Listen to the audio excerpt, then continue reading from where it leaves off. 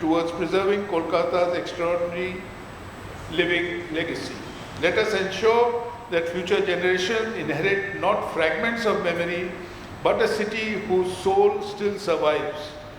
Thank you all for being here. I warmly welcome you once again and wish the conference and recognition ceremony every success. Thank you very much.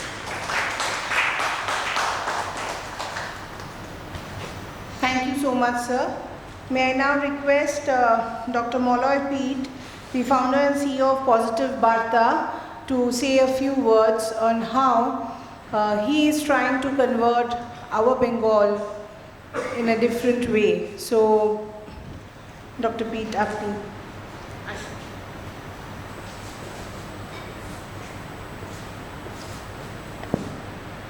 প্রথমেই শ্রদ্ধা জানাই সংস্থার president সদস্যদের, আমার সতীর্থগণ।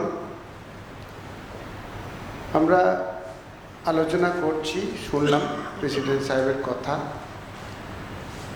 এই structure গঠন বা সেটাকে রক্ষণাবেক্ষণে মেন ভূমিকা হচ্ছে গভর্নমেন্টের।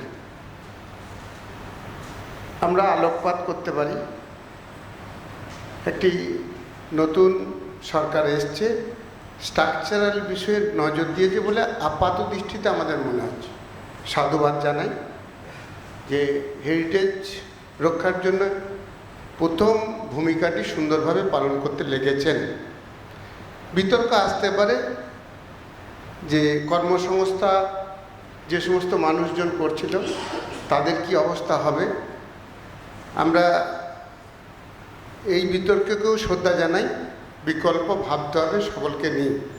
কিন্তু হেরিটেজকে ধরে রাখতে হলে গভর্নমেন্ট যেটা করছে নৈতিক সাপোর্ট থাকা সকলের প্রয়োজন বলে আমি ব্যক্তিগতভাবে মনে করি। এটা তো গভর্নমেন্টের পার্ট, আমরা আলোকপাত করতে পারি, কিন্তু আমাদের পার্ট কি? হেরিটেজ নষ্ট হয় মেন্টাল যখন আমাদের অবনতি ঘটে, এইখানে আমাদের মেজর পার্ট। আমরা যদি আমেরিকার দিকে তাকাই, কি নেই ওই রাষ্ট্রটার, কি নেই?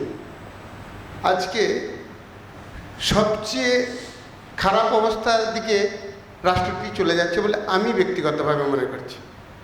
রাষ্ট্রপ্রধান তেনার মেন্টাল অ্যাটিটিউড নিজের ক্ষতি করছে, গোটা বিশ্বকে ক্ষতি করছে।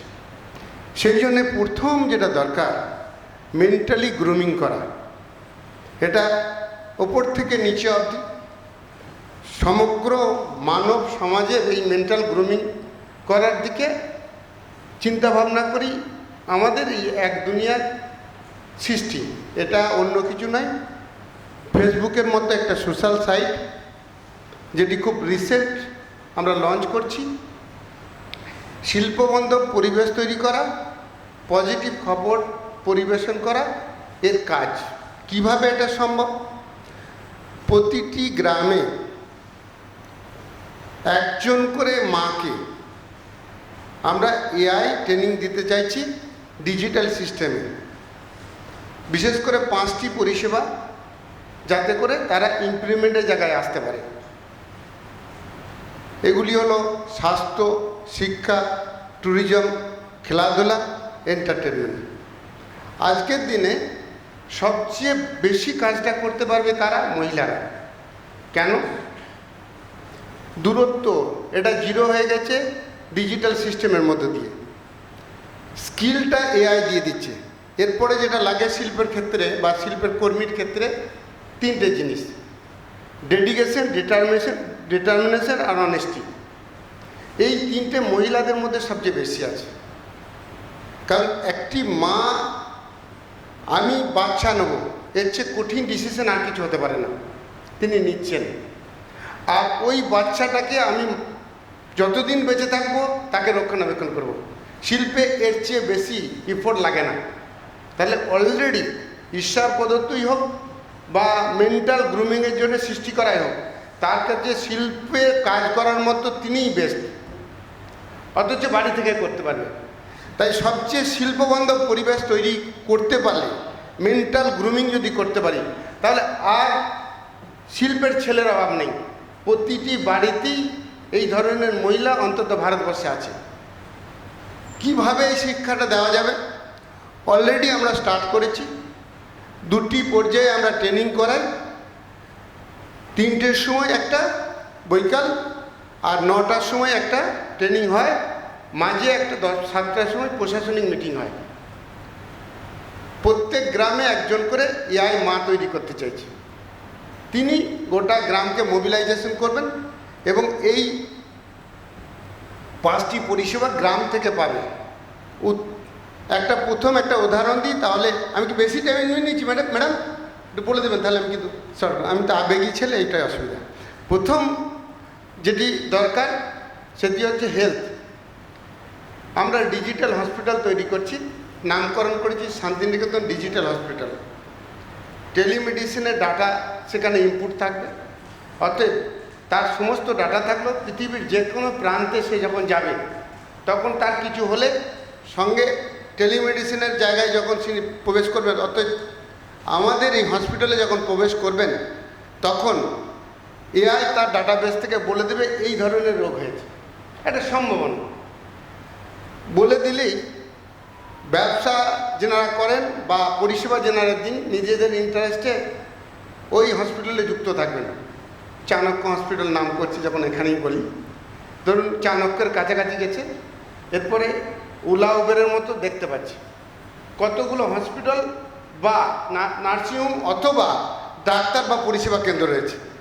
এখানে 5,000 টাকা লাগবে, 200 টাকা লাগবে, 100 টাকা লাগবে, 500 টাকা লাগবে, কেউ ফ্রিতে টেলিতে আমি করে দেবো। তাহলে উনি ওইগুলোর মধ্যে গেলেন বা ফ্রিতে টেলিতে তেনারকে দেখিয়ে নিলেন, তেনার সার্টিফিকেটটা বা যেটা আমরা বলি প্রেসক্রিপশনটা হোয়াটসঅ্যাপে চলে এলো, তিনি ওষুধ কিনে নিলেন। তেনার মনে হলো এটা বেটার নয়, টেলিতে আবার গেলেন, ওয়ার্ল্ডের উনি বললেন আমি 200 টাকার মধ্যে দেখাতে চাইছি, আমার এই রোগের জন্য ওয়ার্ল্ডের কোন ডাক্তার ভালো হয়। ডাটাবেসে থাকলে সেই ডাটা পেয়ে যাচ্ছে, সেই ডাক্তারকে দেখিয়ে নিচ্ছি। এটা বিস্তারিতভাবে চলে যাবে, তাই আমি এখানে স্টপ করলাম। তাহলে এইটা একটা যেমন, তেমনি ডিজিটাল হসপিটাল যেমন হলো, ডিজিটাল এডুকেশন হতে পারে, যে বাড়ি থেকে বসেই সে ডিগ্রি নিতে পারে, অথবা বাড়ি থেকেই তার অর্থনৈতিক কাঠামোর দিকে এআই বলে দেবে যে এডুকেশন কোন জায়গায় নেবে। কারণ এআই তার সব ফ্যামিলির ব্যাকগ্রাউন্ড জানে, যে কত তার এফোর্ট কত টাকা দিতে পারবে, সেই অনুসারে তিনি বলতে চাইলেন পৃথিবীর বিভিন্ন প্রান্ত পর্যন্ত তিনি এইরকমভাবে, অর্থাৎ যেভাবে আমরা ওলা বা উবের দেখি সেইভাবে উনি দেখতে পাবেন, উনি সিলেক্ট করে নিতে পারবেন।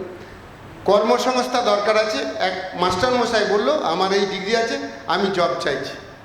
টিউশনি হতে পারে, পৃথিবীর বিভিন্ন প্রান্তে জব হতে পারে, তিনি সবসময় জবের সন্ধান পাবেন, অর্থাৎ তেনাকে কোনো সময় কোথাও যেতে হবে না, নিখুঁত বাড়িতে বসে জব পাবেন। একইভাবে আজকে হোটেল ইন্ডাস্ট্রির আরও ফ্লোরিশ হবে। আমি এখানে এসেছি, আমি বলছি আমি 200 টাকায় রুমে থাকতে চাইছি, যা বাড়ি ভাড়া দেওয়ার দরকার আছে সে পুট করে রেখেছে, আমি ওলা উবেরের মতো দেখতে পাচ্ছি। 200 টাকায় কোথায় পাওয়া যাবে? আমি নিরামিষ খাই, আমি আমিষ খাই, আমার 5 জন মহিলা আছে এরকম বাড়িতে থাকতে চাইছি, যেভাবে এআইকে বলা হবে সেভাবে সে ওটা অ্যারেঞ্জ করবে। তাহলে এটা সম্ভব। এই পরিষেবাগুলো ওই মা অর্থাৎ এআই মা গ্রামবাসীকে বোঝাবে। আমার দরকার কী ছিল, আমাদের যে এআইটা তৈরি করেছি তার হচ্ছে জ্ঞান ভাণ্ডারের দরকার। এআই তো আর কিছু নয়, যে যত জ্ঞান ইনপুট করতে পারবে তার কাছ থেকে তত বেশি আউটপুট পাওয়া যাবে। যেমন মেটা বেশি জ্ঞান ইনপুট হয়েছে, ফেসবুক আছে, হোয়াটসঅ্যাপ আছে, তাই জন্য মেটার জ্ঞানের ভাণ্ডার অনেকটা বেশি। আমরা জ্ঞানের ভাণ্ডারটা কোথা থেকে পাবো? যারা এই পরিষেবা নেবে তাদের প্রত্যেকদিন অন্তত আইডি ক্রিয়েট করে এখানে একটা করে পজিটিভ খবর দিতে হবে, আর কোনো ফিজ নাই, এইটা ডিমান্ড। এরপর পজিটিভ খবর পাবে কোথা থেকে? একটি গ্রামের মেয়ে জাস্ট একটা ফটো তুলে নেবে, ধরুন এখানে এটা ফটো তুলে নেবে, ফটো তুলে নেওয়ার পরে সেটা এআই প্ল্যাটফর্মে ফেলে দিল। আগে কোনো মা কোনো কিছু জানতে চাইছিল তখন যে তথ্যটা নাই সেই অনুসারে এআই সেটাকে ভিডিও করে দিল, কন্টেন্ট লিখে দিল, সে পেয়ে গেল, অর্থাৎ জ্ঞানের ভাণ্ডারটা এআই এর বেড়ে গেল। ম্যাডাম টাইম প্লিজ, ঠিক আছে। হ্যাঁ, শেষ করি, মেন্টাল গ্রুমিং ছাড়া কিছু সম্ভব নয়। হেরিটেজ লাগবে, আমরা মানসিকতাটা তৈরি করতে পেরেছি কিনা। অসত মা সদ্গময়, তমসো মা জ্যোতির্গময়, হে গৌরীনাথ, হে জগদম্বে, আমার কাপুরুষত্ব, আমার অহংকার, আমার দুর্বলতা দূর করো, আমাকে মানুষ করো, আমাকে মানুষ হতে দাও। ছেলে মেয়েকে এই মন্ত্রে, এটাই আমাদের হেরিটেজ, আমার ভারতের সংস্কৃতি, সেই মন্ত্রে ছেলেকে মানুষ করতে পেরেছি কিনা। এইটা মানুষ করলে পরে বিল্ডিং হয়ে যাবে, ওটা কোনো ইস্যু নয়, এটা গভর্নমেন্ট করে দিতে পারবে। আমরা কি মেন্টালি হেরিটেজের জায়গায় আসতে পারবো? এইটুকু বলার জন্য এত দূর এলাম, ক্ষমা প্রার্থী। অনেক আলোচনা আপনাদের শুনবো, বিল্ডিং, তারপরে প্লেস, এগুলো মাইনর আমার চোখে। মেন্টাল হেরিটেজের জায়গায় আসতে পারছি কিনা, আসার জন্য আবেদন জানি, প্রত্যেকে শ্রদ্ধা প্রণাম জানিয়ে আমি আমার আবেদন শেষ করছি। নমস্কার।